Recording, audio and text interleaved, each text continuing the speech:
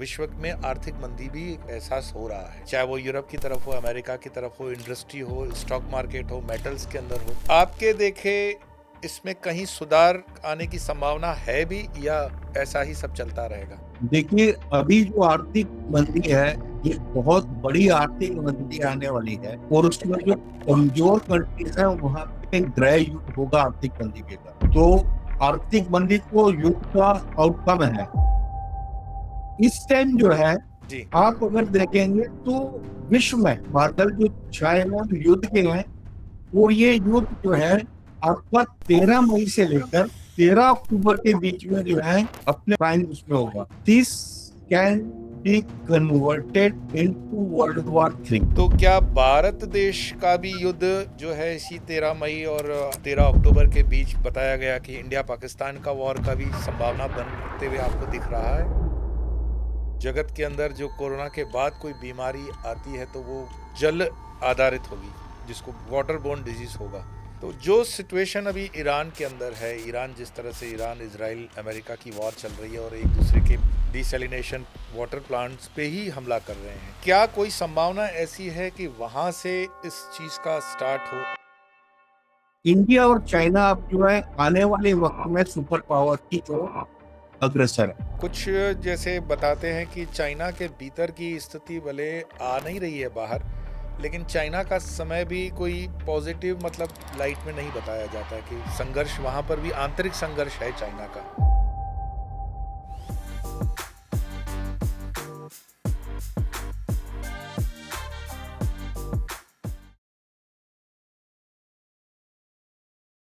नमस्कार, नमो Narayan. The monk talks show के अंतर्गत आज हमारे साथ जो चर्चा में मेहमान हैं, उनको किसी तारीफ और इंट्रोडक्शन की आवश्यकता नहीं है। 45 वर्षों के लंबे समय के साथ उन्होंने ज्योतिष शास्त्र में सुदर्शन चक्र ज्योतिष के माध्यम से सेवा दी है। अपने पिता पूज्य स्वामी गरीबनाथ जी महाराज जी की दीक्षा के अंतर्गत इन्होंने ज्योतिष शास्त्र का प्रचार प्रसार किया। आपने उनको बड़े बड़े चैनल जैसे जी न्यूज़ या 24 सुदर्शन न्यूज़, धर्म ज्ञान इत्यादि पे देखा है। ऐसे ही ज्योतिष विद्या के मातंड पंडित हमारे पूज्य संत बैतरा अशोक जी। आइए उनसे सुनते हैं देश की वर्तमान परिस्थितियां, विश्व की वर्तमान परिस्थितियां, आर्थिक, सामाजिक, सांस्कृतिक, भारत की यात्रा और उनसे लगते हुए कई विषयों पर। तो आइए आज चर्चा करते हैं श्री संत बैतरा अशोक जी से।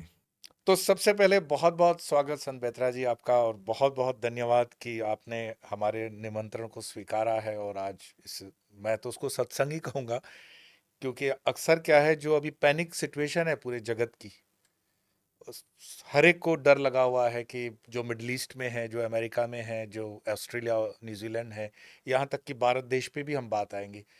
क्या लग रहा है, किस तरफ विश्व बढ़ रहा है? देखिए, इसके बारे में तो जो हमारा एस्ट्रोलॉजिकल व्यू है, उसकी मैंने भविष्यवाणी बहुत पहले कर दी थी कि अब जो है वर्ल्ड वॉर 3 का जो है वो आगाज नजर आ रहा है, क्योंकि इस टाइम शनि जो है मीन राशि में है और शनि की जो साढ़े सती है मीन, कुंभ और मेष राशि पे है। और शनि की लो पात से जो ढैया है वो मेष राशि पे है, सिंह राशि पे है और धनु राशि पे है। अब जितने भी कंट्रीज इस टाइम जो युद्ध में इन्वॉल्व है या उनके जो राष्ट्राध्यक्ष हैं, जो उन कंट्रीज को लीड कर रहे हैं, वो या तो आपके मेष राशि में है या सिंह राशि में है या आपका धनु के हैं या फिर मीन राशि में है। और उनके नीचे जो है वो आपको मैक्सिमम जो है वो कुंभ राशि में मिलेंगे। तो इस टाइम देखिए, युद्ध का जो स्टार्ट जो है वो यूक्रेन और रशिया से स्टार्ट हुआ। यूक्रेन की आपकी जो है राशि है वो मेष राशि है। रशिया के जो राष्ट्रपति हैं व्लादिमीर पुतिन, उनका पॉपुलर नाम पुतिन, पुतिन जो है धनु राशि में आते हैं। इसी तरीके से अगर आप अमेरिका को लेते हैं तो अमेरिका की जो राशि वो मेष राशि है और उनके जो राष्ट्रपति हैं डोनाल्ड ट्रंप, उनकी मीन राशि बनती है। इसराइल में आए तो इसराइल की राशि मेष है। और बेंजामिन नेतन्याहू जो है वो इन 5 राशियों में नहीं आते। तो आप ये देखिएगा, शुरुआत जो है, जो दिमाग का गेम जो है, बेंजामिन नेतन्याहू का। बेंजामिन नेतन्याहू ने अमेरिका को डेवलप किया। Come to Iran. ईरान की जो है आपकी राशि है वो मेष। ईरान के जो आपके हेड थे वो थे अल खुमैनी। अब जो है अल मुर्तजा है। तो अल खुमैनी की भी मेष राशि, ईरान की भी मेष। उनका तो इसमें जो है आपका असैसिनेशन हो गया। लेकिन अब तो उनके बाद उनके जो बेटे आए हैं वो भी आपके जो है सिंह राशि में। तो ये सारा जो आप देखेंगे ग्रह नक्षत्रों का जो खेल जो है वो जो है इस टाइम जो है वर्ल्ड वॉर की तरफ जा रहा है। अभी करंट में आप देखेंगे तो मीन राशि में मंगल भी आ गई है और सूर्य भी आ रखे हैं। और मंगल जो है वर्ष जो हमारा विक्रम संवत है उसके सेनापति है। तो मंगल और शनि जब होते हैं तो ये क्रोध अग्नि को मल्टीप्लाई कर देते हैं और साथ में सूर्य हो गया। तो इस वक्त जो वातावरण है अगर आप देखेंगे तो जो कंट्रीज इन इन नामों से है। अब आप लेंगे कि इंडिया भी अगर लेते हैं तो वो मेष राशि में आता है। लेकिन भारत को लेंगे तो वो आएगा वृष राशि में। हिंदुस्तान को लेंगे तो कर्क राशि में आएगा। तो हमें 3 नामों से जाना जाता है, इसका हमको एस्ट्रोलॉजिकल फायदा है। देश के प्रधानमंत्री हैं माननीय नरेंद्र मोदी, उनकी वृश्चिक राशि है। पर्सनल कुंडली की राशि भी वृश्चिक है। तो वो बिल्कुल एकदम किनारे पे बैठे हुए हैं। और ये जो युद्ध की अग्नि भड़क चुकी है, ये भले ही अभी 15 दिन के लिए इन्होंने बोला है कि ये फायर है, लेकिन ये सीज फायर 15 दिन के बाद, क्योंकि 13 मई से लेकर 13 अक्टूबर तक के जो ग्रह नक्षत्र है वो विश्व में बहुत बड़े अनर्थ का कारक है। उसका कारण है, देखिए ये जो संवत है ये रौद्र नामक संवत है और रुद्र की बीसी चल रही है। रुद्र की बीसी का 14वां साल है, बाकी 6 बचे हैं। इन 6 सालों में भगवान शिव के जो मेन गण है जब डिस्ट्रक्शन करवाते हैं तो रुद्र के द्वारा करवाते हैं। तो रुद्र के बीसी में रौद्र नामक संवत में ये सारी चीजें जो इकट्ठी हो रही है। और इधर में शनि आपके जो है में 7वीं मंगल के पास 7 में आ गए और सूर्य भी इस टाइम जो है गोचर में है। शनि सूर्य और मंगल ये 3 ग्रह इकट्ठे होने के कारण और जिस टाइम हम आपस में इस टाइम जो है जी। आप अगर देखेंगे तो विश्व में जो वातावरण है इस टाइम जो बादल जो छाए हुए हैं युद्ध के हैं, वो ये युद्ध जो है आपका 13 मई से लेकर 13 अक्टूबर के बीच में जो है अपने उसमें होगा, प्राइम उसमें होगा। तो this can be converted into world war 3।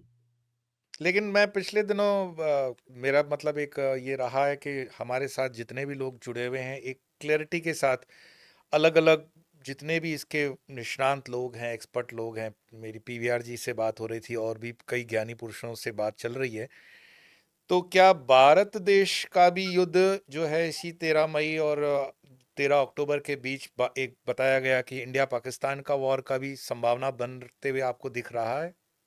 बिल्कुल, देखिए मैं उसको भी एस्ट्रोलॉजी बता रहा हूँ। इंडिया मेष राशि, पाकिस्तान धनु राशि। उनके जो प्रेसिडेंट है इस टाइम वो आसिम मुनीर। और उधर जो है आपका क्या नाम है, शहबाज शरीफ। शहबाज शरीफ, उनकी जो है तुर्क राशि है। तो ये भी भिड़ेंगे। वो अपना स्टेटमेंट भी दे चुके हैं, अगर हमारे ऊपर किसी ने हमला किया हाँ, तो हम बिल्कुल। आपका जो है वेस्ट बंगाल पे, कलकत्ता पे हमला करेंगे या दिल्ली पे हमला करेंगे। लेकिन आपको लगता है कि पिछली बार की तरह इस बार भी मतलब जो है भारत अपना बड़े भाई वाली भूमिका में पीछे हट जाएगा? पिछली बार ही उनको सीधा कर देना चाहिए था। देखिए, पिछली बार जो ये फटे, that was a surgical strike. ठीक है। सामने वाले को ये बताने के लिए कि आप जो गलत कर रहे हो, हम आपको आपके घर में घुसकर इस तरीके से मार सकते हैं। जी। और उनको पता भी नहीं चला, 20 मिनट के अंदर सारा करके वो लोग जो है वापस आ गए। ठीक। उसके बाद में भले ही उन्होंने रिटेलिएट किया, क्योंकि भारत युद्ध नहीं चाहता। हम्म। युद्ध कोई भी कंट्री नहीं चाहती, और वर्ल्ड में युद्ध जो है जिस भी कंट्री में होता है वो कंट्री जाती है इकोनॉमिकली। हम्म। तो अगर मजबूर किया गया तो पाकिस्तान ने अगर छेड़खानी की तो इस बार जो है पाकिस्तान का बहुत बुरा, तो पाकिस्तान का तो क्योंकि यहाँ सामने जो है नरेंद्र मोदी है। नहीं, बिल्कुल आपकी बात सही है कि इस वक्त का जो मूड है भारत का और भारत की जनता का, वो एक निर्णयात्मक, मतलब जिसको कहते हैं ना कि निर्णयात्मक एक बार हो ही जाए। क्योंकि कभी बंगाल के तरफ से वो धमकी दे रहे हैं कि कलकत्ता पे करेंगे, कभी यहाँ से चल रहा है। पर आर्थिक मंदी भी जिसको हम मान रहे हैं, विश्व में आर्थिक मंदी भी एक एहसास हो रहा है। चाहे वो यूरोप की तरफ हो, अमेरिका की तरफ हो, इंडस्ट्री हो, स्टॉक मार्केट हो, मेटल्स के अंदर हो। आपके देखे इसमें कहीं सुधार आने की संभावना है भी, या ऐसा ही सब चलता रहेगा?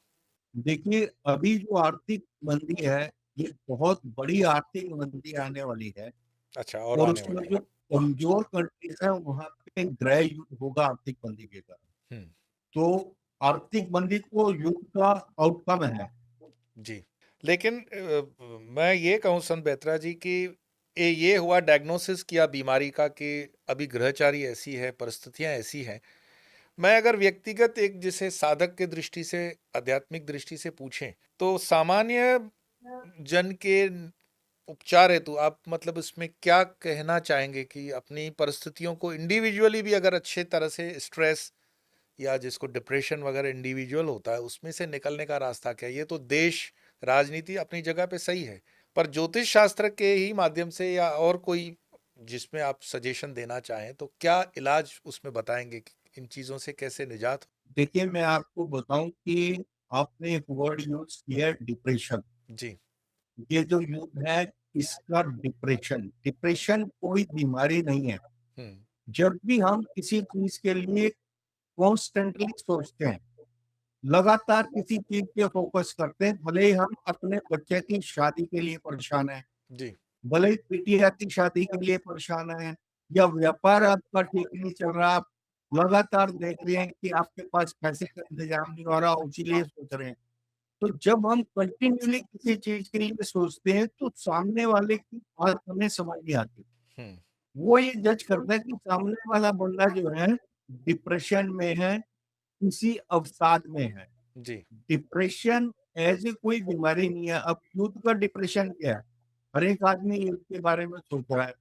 हर एक आदमी ये सोच रहा है, पता नहीं कितना महंगा हो जाएगा, तेल मिलेगा नहीं मिलेगा, गैस मिलेगी नहीं मिलेगी, इसका प्रभाव क्या होगा। तो डिप्रेशन कोई बीमारी नहीं है, अनसर्टेनिटी का एक सोच है। अगर हम रेगुलर सोचते हैं तो उसका सबसे बढ़िया है, आपको जब भी ऐसा अवसाद महसूस हो जी। तो उसके लिए आप कोई भी मंत्र, सिंपल से सिंपल ओम नमो शिवाय या ओम नमो नारायण, जय श्री राम, राम राम सीता राम, बिल्कुल। राधे कृष्ण, राधे राधे, कुछ भी आप रेगुलर चार्ट करते हैं तो आपका जो दिमाग है, ध्यान है, उस समस्या से हटे।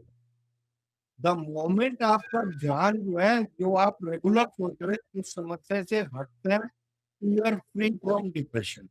अभी होता क्या है, आपको जब अवसाद होता है, घर वाले ये चुप रहता है, कमरे में बैठा रहता है, हम्म। किसी से बात नहीं करता, तो आप जो है साइकियाट्रिस्ट के पास जाते हैं और वो आपको जो है नींद की 2 गोलियाँ देना शुरू हो जाता है। अगर आप एग्रेसिव हो तो उसको कम करने के लिए, अगर आप बहुत एग्रेसिव हैं तो उसको अप करने के लिए टैबलेट देना शुरू कर देगा, जो आपकी लाइफ का जो है पार्ट बन जाए। नहीं खाएँगे तो आप फिर डिप्रेशन में रहेंगे। तो इसके लिए स्ट्रॉन्ग विल हुँ। और किसी भी मंत्र का रेगुलर जाप, जब आपको ऐसा नहीं चाहिए, जब आप परेशान हो, उस परेशानी के लिए रेगुलर मत सोचिएगा। वहाँ से थोड़ा-सा आप दिमाग को हटाएँगे तो you will come out from the depression. अलावा इसके एक पिछले दिनों बात चली थी कि जगत के अंदर जो कोरोना के बाद कोई बीमारी आती है तो वो जल आधारित होगी, जिसको वाटर बोर्न डिजीज होगा। डेफिनिटली। मेरे ख्याल से आपने भी कई जगहों पर इसका उल्लेख किया हुआ है। तो जो सिचुएशन अभी ईरान के अंदर है, ईरान जिस तरह से, ईरान इजराइल अमेरिका की वॉर चल रही है और एक दूसरे के डिसैलिनेशन वाटर प्लांट्स पे ही हमला कर रहे हैं, क्या कोई संभावना ऐसी है कि वहां से इस चीज का स्टार्ट हो, अरब से, ये डिजीज वाटर देखिए, बोर्न? जल तो सीधा आपका समुद्र तो इसमें इन्वॉल्व हो गया है इस युद्ध में। आपका समुद्र का इन्वॉल्व होना जी। जो है वो जल से रिलेटेड आ गया, और जल से रिलेटेड जब आपका एटॉमिक मिसाइल्स आएगी, जल जल के थ्रू भी रेडिएशन फैलेगा, बिल्कुल। तूफान आएंगे, और समुद्र जो है अपनी सीमाओं को क्रॉस करेगा। जी। तो डेफिनेटली समुद्र के किनारे वाले जो देश हैं। देश है उन पे उसका प्रभाव पड़ेगा।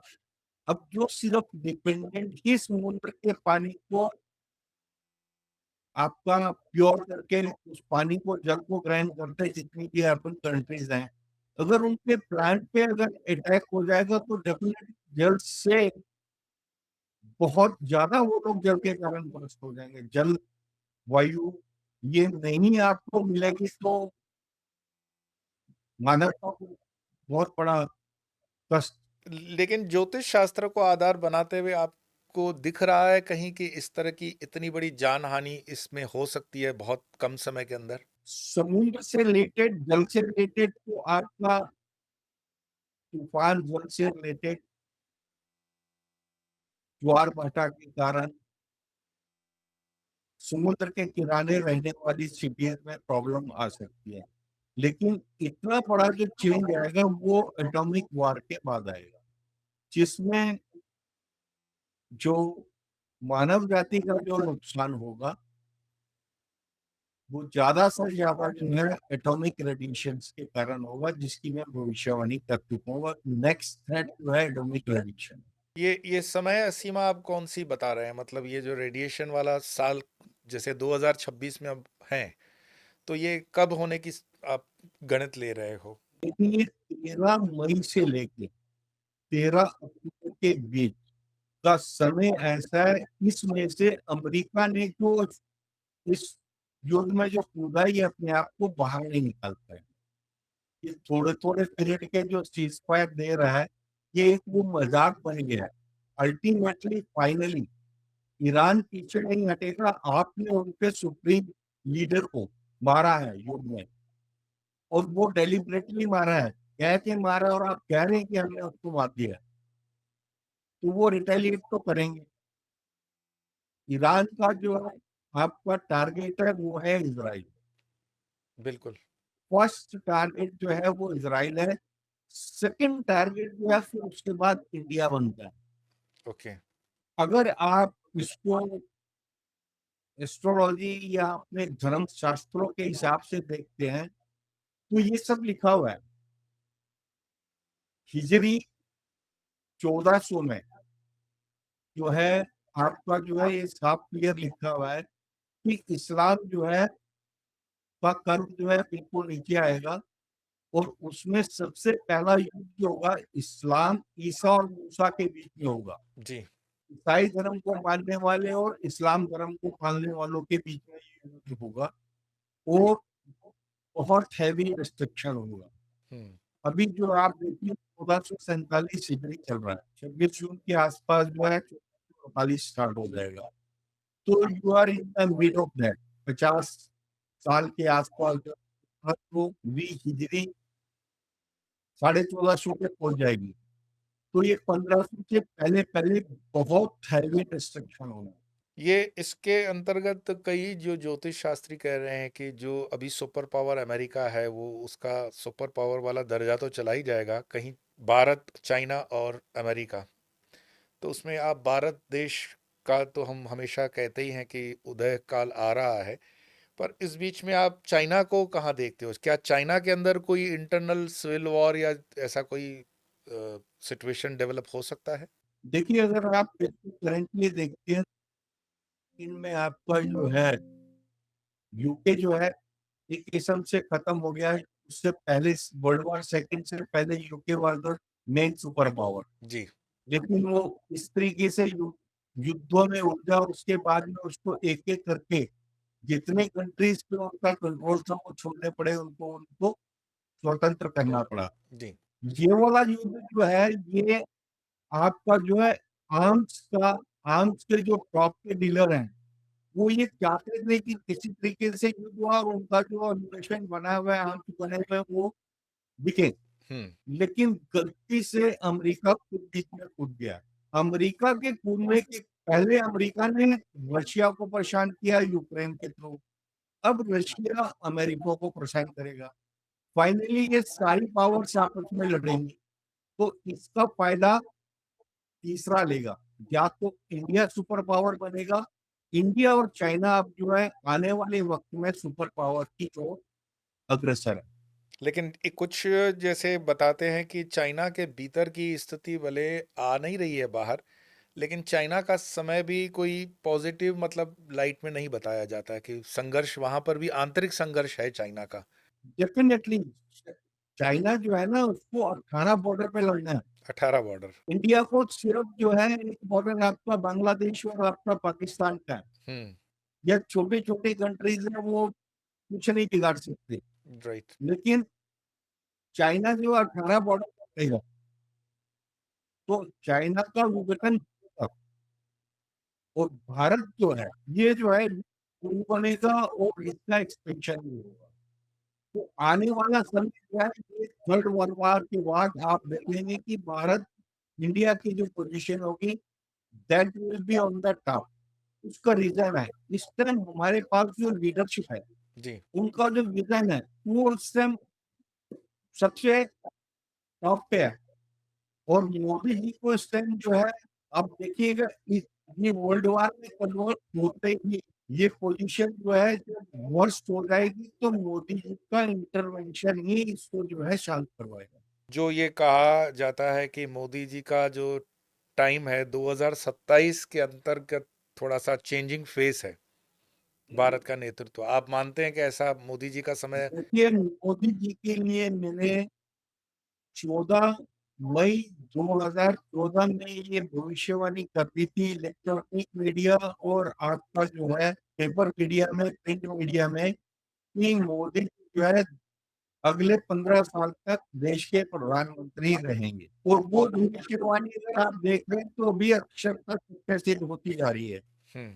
2029 तक हम्म। मोदी जी के साम्राज्य को कोई हिला नहीं सकता। इससे एक स्टेप आगे मैंने जो भविष्यवाणी की थी कि मोदी जी 2030 में मतलब 29 वाला इलेक्शन भी माननीय मोदी जी की नेतृत्व में ही जीता अध्यक्षता जाएगा। में देख-रेख में नेतृत्व में लड़ा जाएगा और भारी बहुमत से ये पार्टी आगे आएगी और मोदी जी 2030 में स्वतः राजनीति को अलविदा कह सकते हैं। नमस्कार कह के निकल जाएँगे। उस समय के नेतृत्व को आप कहाँ देखते हैं? मोदी जी के बाद फिर कोई जो क्षितिज पर चमकता सितारा आपको दिख रहा है? देखिए उसकी भी भविष्यवाणी आपको मिल जाएगी। अभी जो पोज़ीशन है, जी। ये 2014 से लेके 2026 का जो माहौल बना है, वो भारत को हिंदू राष्ट्र की तरफ अग्रसर कर रहा है। जी। मेरी भविष्यवाणी है 2034 से लेके 2044 के बीच में भारत हिंदू राष्ट्र बन जाएगा और बनना भी चाहिए क्योंकि विश्व में जो है, आपके पास कोई ऐसा राष्ट्र नहीं है जिसको आप कहें कि ये हिंदू राष्ट्र है। सही बात है। 2034 से 2044 के बीच में भारत हिंदू राष्ट्र बन जाएगा और स्वतंत्र भारत, स्वतंत्र हिंदू राष्ट्र के प्रथम प्रधानमंत्री आदरणीय योगी आदित्यनाथ होंगे। वाह!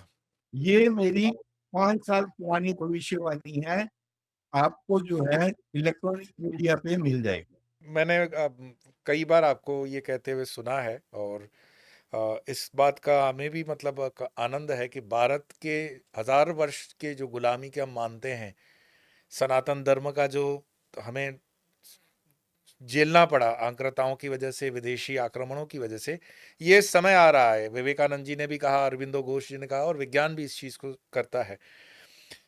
बट क्या इसमें जो अखंड भारत का तस्वीर हम देखते हैं, कई बार मीडिया में हमें सुनने को, पढ़ने को मिलता है, तो भारत जिस भौगोलिक परिस्थिति में आज है, क्या उसकी सीमाएं और विस्तारित होंगी, या इन्हीं सीमाओं को आप हिंदू राष्ट्र देखते हो?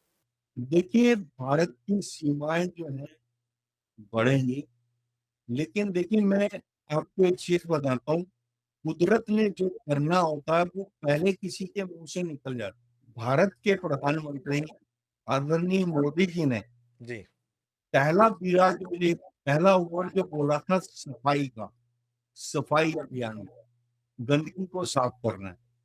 और जहाँ-जहाँ से गंदगी साफ होगी वो स्वच्छ हिंदू राष्ट्र के बीच में एंटर करते जाएँगे। तो वो पहली सफाई आप कहाँ देखते हैं? पहली सफाई देखिए हमारे देश के एनएस से स्वर्गीय विपिन रावत ने ये बोला था कि भारत को जो है जी।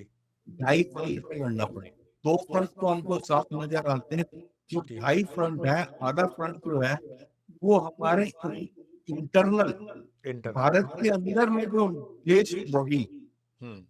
अराजकता को फैलाने वाले जी। तत्व हैं उनको जब हम समाप्त कर देंगे, तो पहली सफाई यहाँ से स्टार्ट होगी।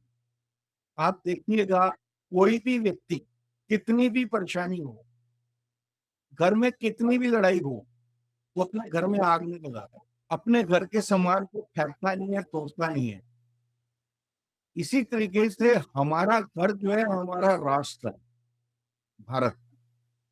जो भारतीय हैं, वो किसी भी कंडीशन में, किसी भी एजिटेशन में भारत की प्रॉपर्टी को नहीं जलाएँगे। अपने घर को कोई नहीं जलाता। तो वो जलाने वाले कौन हैं? इंट्रूडर्स, जो हमारे राजनेताओं ने अपने लाभ के लिए उनकी प्लांटेशन की है, डेमोग्राफिक्स को चेंज करने के लिए। चाहे वो बांग्लादेश के थ्रू आ रहे हैं, चाहे वो पंजाब बॉर्डर से आते हैं, चाहे वो राजस्थान बॉर्डर से आते हैं। बिल्कुल। जब भी सेकुलर दिमाग की मानसिकता वाले नेता जो है इन स्टेट्स में मुख्यमंत्री बनते हैं, तो वो इंट्रोड्यूस करते हैं बाहर से, इन लोगों को इम्पोर्ट करके वोट बैंक को बढ़ाते हैं और जो डेमोग्राफिक्स हैं वोट बैंक की, उनको चेंज करते हैं। राइट। उनके आधार कार्ड भी बन जाते हैं, उनके वोट भी बन जाते हैं, उनको जो है शेल्टर भी मिल जाती है, उनके टेंट भी लग जाते हैं, खाना भी मिलता है उनको लेकिन और ये वो भी तो परमानेंट वो वोटर बन जाते हैं। कर्म के सिद्धांत के अनुसार, जब घर का व्यक्ति घर से गद्दारी करता है, देश से गद्दारी करता है, तो उस गद्दारी का कर्म के सिद्धांत के अनुसार उसको फल मिलना भी चाहिए। बिल्कुल मैं मिलेगा। बहुत कम ऐसे प्रश्न इस तरह का करता हूँ कि, क्योंकि देखने वालों में अलग अलग मत मतांतर के लोग होते हैं। आप जब मोदी जी के लिए बहुत अच्छा बोलते हैं, योगी जी के लिए बहुत अच्छा बोलते हैं, तो आपको कभी किसी ने कहा नहीं कि थोड़ा बहुत राहुल गांधी और प्रियंका गांधी के लिए भी अच्छा बोल दिया करें? देखिए ऐसा नहीं है, मैं जो राजनीतिक विषयों पर भविष्यवाणी 2004 से करता हूँ। जी।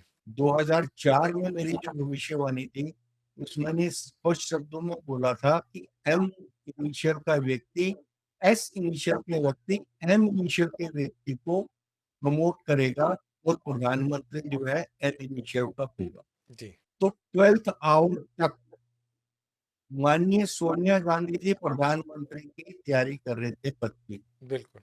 लेकिन 12th आवर पर आदरणीय हाँ, सुब्रमण्यम स्वामी। सुब्रमण्यम स्वामी जी हैं, उनके इंटरवेंशन के कारण और विधि का हमारी विधान कहें, जो भी कहें। उन्होंने जो है इसको जो रोका लास्ट में जो है आप फाइनली जो है मनमोहन सिंह जी प्रधानमंत्री बने। उनके दोबारा प्रधानमंत्री बनने की भविष्यवाणी भी मैंने की राइट। और उस टाइम भी मैंने आपके इनके कोषाध्यक्ष थे, आपके उनको ये मैंने उनके उसमें रजिस्टर पे लिख के आया था कि सरकार आपकी बन रही है। हम्म। तो उन्होंने बोला था कि हमें तो 75 सीट भी नहीं आ सकती सीट, आप कहाँ से सरकार बना रहे हैं? तो मैंने उनको बोला था सरकार आपकी बन रही है, आप बोल्डली बोलिएगा आपकी सरकार बनेगी। जी। दूसरा टर्म जो है आपका 9 से 14 वाला भी जो है कांग्रेस का था। अब भविष्य क्या है?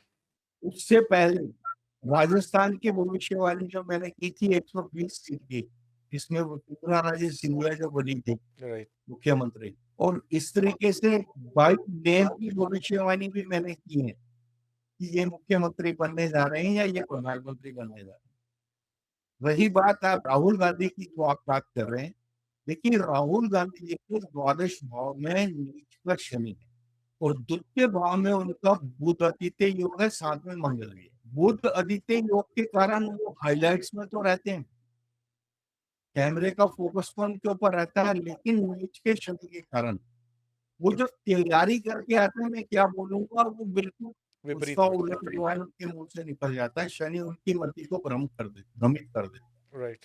और शनि की जब तृतीय दृष्टि मंगल पे पड़ती है तो वो एग्रेशन में जो उनकी वाणी जो है भटक जाते हैं और उसका फायदा क्या होता है सामने वाले को। तो ये जब तक रहेंगे कांग्रेस का उत्थान नहीं होगा, न्यूनता की तरफ जाएगी। और इसमें आप मानते हो कि प्रियंका गांधी की भी कहीं स्ट्रांग जन्म कुंडली नहीं है नेतृत्व करने के लिए? देखिए प्रियंका गांधी अगर देखें हम्म। तो इस टाइम अगर प्रियंका गांधी और राहुल गांधी की कुंडली को अगर आप मैच करते हैं, मतलब देखते हैं कंपैरेटिव एनालिसिस करते हैं, तो छोटा सा एक हमारा बनता पेंडुलम चार्ट जी। सुदर्शन चक्र ज्योतिष में। जी। तो पेंडुलम चार्ट के हिसाब से जो आपकी प्रियंका गांधी है उनका लॉजिकल पार्ट राहुल गांधी से 3 टाइम है। ठीक है। तो जिसका लॉजिकल पार्ट 3 टाइम हो हम्म। और अगर कंपैरिजन राहुल गांधी वर्सेस इंदिरा गांधी करते हैं तो इंदिरा गांधी जी का लॉजिकल पार्ट 9 टाइम था। ओह, काफी बड़ा हुआ 9 time. That was the reason वो भारत में एक्सेप्टेड थी। राहुल गांधी से 3 टाइम लॉजिकल पार्ट अच्छा होने के कारण प्रियंका गांधी जो है अपने थिंक टैंक की बात मान के आगे चलेंगे, लेकिन राहुल गांधी अपने थिंक टैंक की बात को मानते नहीं है। वो सुनते हैं पर डिसीजन उनका अपना होता है, तो आप, मतलब सबको सरप्राइज कर देता है। मैं आपके शब्दों से इसका मतलब ये समझूं कि आप इनके लिए कोई घोषणा, भविष्यवाणी कर ही नहीं रहे हो कि कभी केंद्र में सत्ता परिवर्तन का सुख कांग्रेस को मिलेगा आने वाले सालों में? देखिए मैंने आपको सोशल मीडिया पे मेरी भविष्यवाणी मिल जाएगी जिसमें मैंने 100 साल के लिए भविष्यवाणी की है, जिसमें 3 पीरियड मैंने दिए हैं जिसमें जो कांग्रेस को मौका मिलेगा, जी। लेकिन वो अपना टर्म किसी भी कारण पूरा नहीं कर पाएंगे। अगेन जो है आपका जो है एनडीए हावी होगा। तो अगले 100 साल के भविष्य में 3 टर्म्स जो है जी। इनको शासन करने के मिलेंगे, लेकिन ये अपना टर्म पूरा नहीं कर पाएंगे। मिली-जुली सरकार होगी, एक दूसरे की टांग खींचेंगे और सरकार खत्म होगी। पहली बार ये समय खंड कब आ रहा है, ये समय का काल कब आएगा रिसेंट टाइम? देखिए 2029 से 34 वाला पीरियड को किसी भी तरीके से कांग्रेस जो है दे विल टच लोअर्स। 34 के बाद मतलब कुछ स्कोप लग रहा है? वो मैंने उस भविष्यवाणी में अभी मेरे पास रेडी नहीं है, उस भविष्यवाणी में मैंने क्लियर बता रखा है कि कौन से 3 पीरियड, कौन से 3 कालखंड में कांग्रेस आ सकती है। वाह। और कांग्रेस आने के लिए भी एक चीज बात की है, जैसे मैंने भविष्यवाणी की है कि 34 से लेके 44 का पीरियड जो है उसमें भारत जो है हिंदू राष्ट्र बन जाएगा। तो जो हिंदू राष्ट्र की बात करेगा, हिंदुत्व की बात करेगा, जिसकी फर्स्ट प्रायोरिटी हिंदू राष्ट्र हिंदुत्व होगा, आदि सनातन की जो बात करेगा, आदि सनातन के उत्थान की बात करेगा, जातिवाद की बात नहीं करेगा, भारत बांटने की बात नहीं करेगा। ठीक है। वो इस देश पे अगले 100 साल तक राज करेगा। तो अगर आपको 100 साल आगे इस देश पे राज करना है तो उसके लिए फर्स्ट प्रायोरिटी जो है, आपका जो आदि सनातन का सम्मान करें, हुँ, हिंदू राष्ट्र के बारे में सोचें। ये जो आपने इमरजेंसी लगाकर सेकुलर वर्ड जो अपने संविधान में डाला, जिसने भारत के संविधान की शक्ल ही बदल दी, बिल्कुल। सत्य जो भारत की आत्मा थी उस वो पर काम आघात नहीं हुआ। करेंगे। लेकिन अभी ये देश पे जब हम बात कर रहे हैं संत बेत्रा जी, तो 3 जगह पे चुनाव वर्तमान में हो रहे हैं और 4 मई को उसका निर्णय है। असम है, बंगाल है, तमिलनाडु है।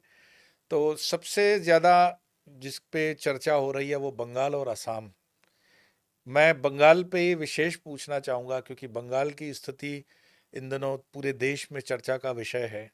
आप क्या देख रहे हैं कि बंगाल में टीएमसी का परफॉर्मेंस या बीजेपी का परफॉर्मेंस कहाँ होगा? देखिए, परफॉर्मेंस के बारे में आप तभी सोच सकते हैं जब वहां पर लॉ एंड ऑर्डर मेंटेन, और लॉ एंड ऑर्डर मेंटेन करने के लिए अगर ये चुनाव जो है अर्धसैनिक बलों की देखरेख में होता है, हुँ, और जो इस टाइम हो रहा है, जी। तो उसका एडवांटेज जो है, आपका जो है, बंगाल में जो अपोजिशन है, मेन अपोजिशन इस टाइम जो है आपका एनडीए है, उसको मिलेगा एडवांटेज, क्या प्रोवाइडेड मान के चलें कि प्रोवाइडेड अगला चुनाव है।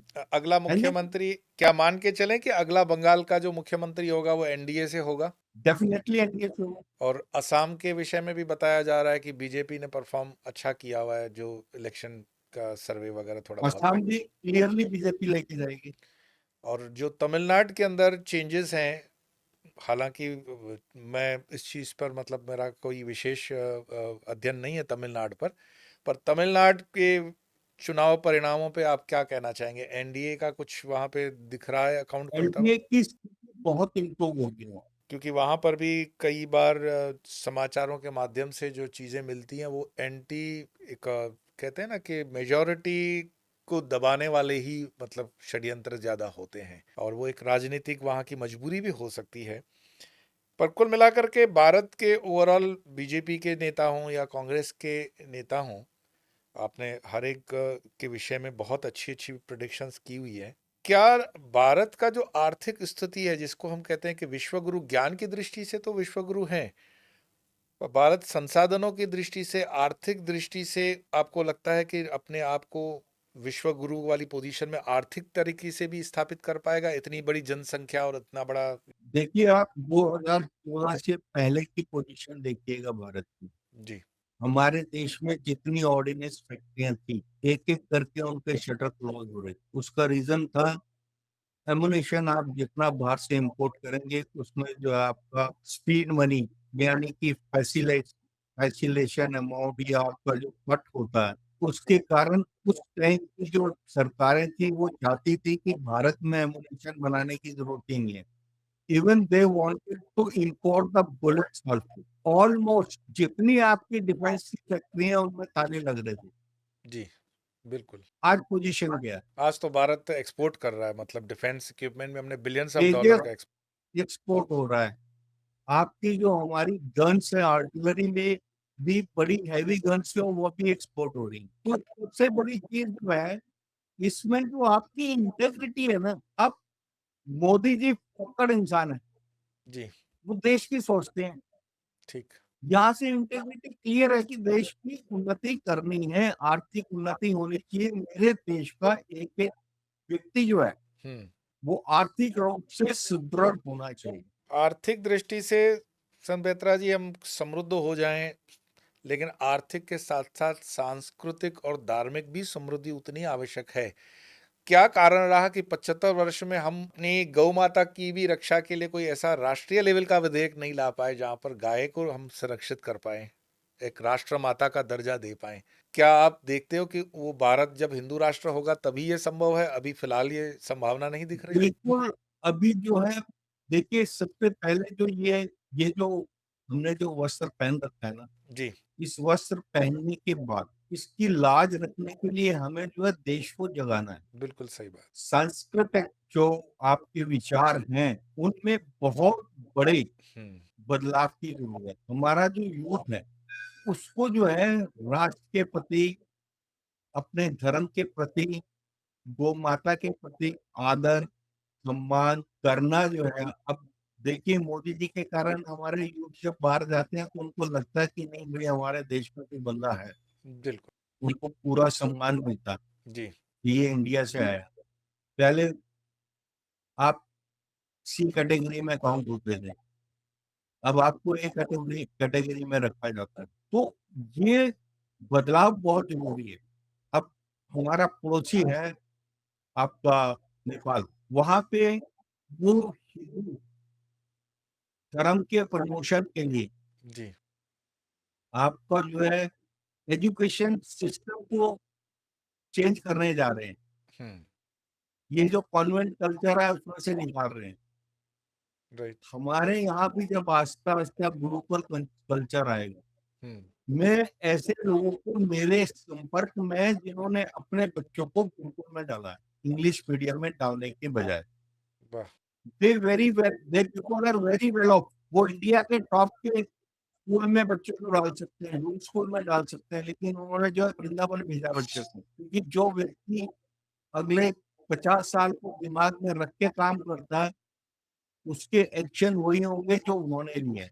और ये आस्ता-आस्ता चेंज आ रहा है। एजुकेशन सिस्टम जो है, सिर्फ क्लर्क बनाने के लिए मत रखिएगा। बिल्कुल, जो फास्ट ग्रोइंग कंट्रीज़ हैं, वो अपने बच्चों को क्लर्क बनाने के लिए नहीं पढ़ाती हैं। सही बात है। हमारे देश में क्लर्क बनने की मिनिमम क्वालिफ़िकेशन ग्रेजुएशन है, लेकिन नेता जो है वो अंगूठा छाप भी हो सकता है। जब ये चीज़ सुधर जाएगी कि देश को कंट्रोल करने वाला अंगूठा छाप नहीं होना चाहिए, एक स्टेट को कंट्रोल करने वाला अंगूठा छाप नहीं होना चाहिए। एक आप किसी भी क्षेत्र को, किसी भी गाँव को कंट्रोल करने वाला अंगूठा छाप नहीं होना चाहिए, पढ़ा-लिखा होना चाहिए, उसका एक बेंचमार्क होना चाहिए। इस क्वालिफ़िकेशन के बाद आप इलेक्शन लड़ सकते हैं।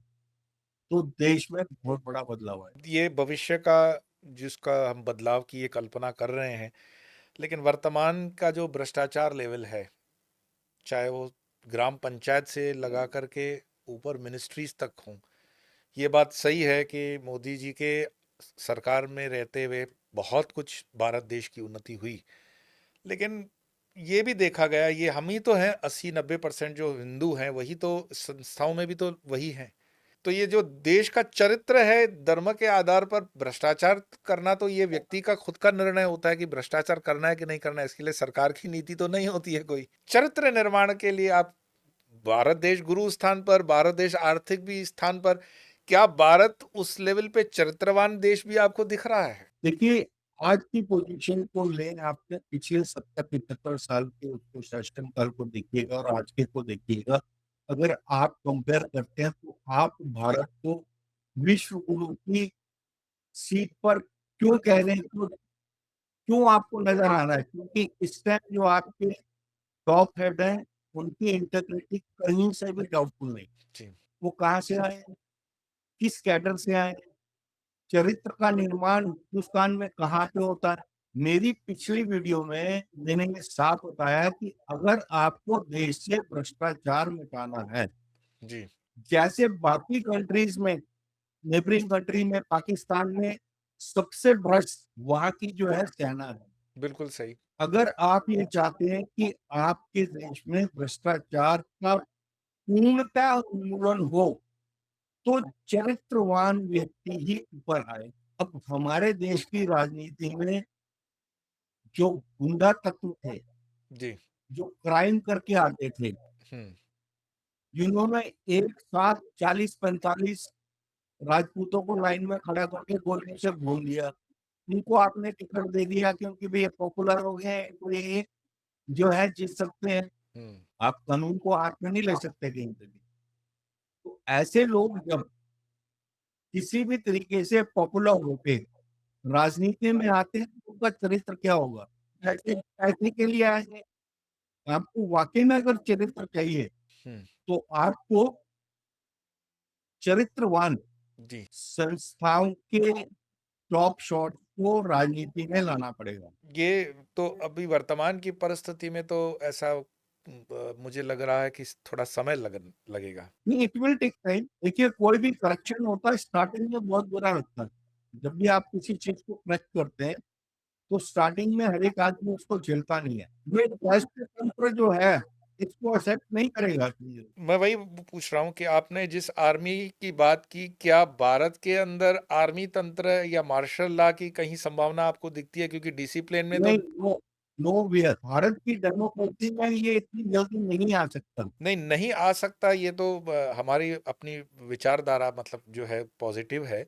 पर कभी-कभी जो स्थितियां बिगड़ जाए, जैसे आपने बताया कि डाई फ्रंट की वॉर है और उसमें से आधा फ्रंट जो है वो अंदर का है, तो ऐसे एंटी नेशनल तत्वों को उखाड़ कर फेंकने के लिए आपका पुलिस नहीं, आर्मी की जरूरत पड़ती है।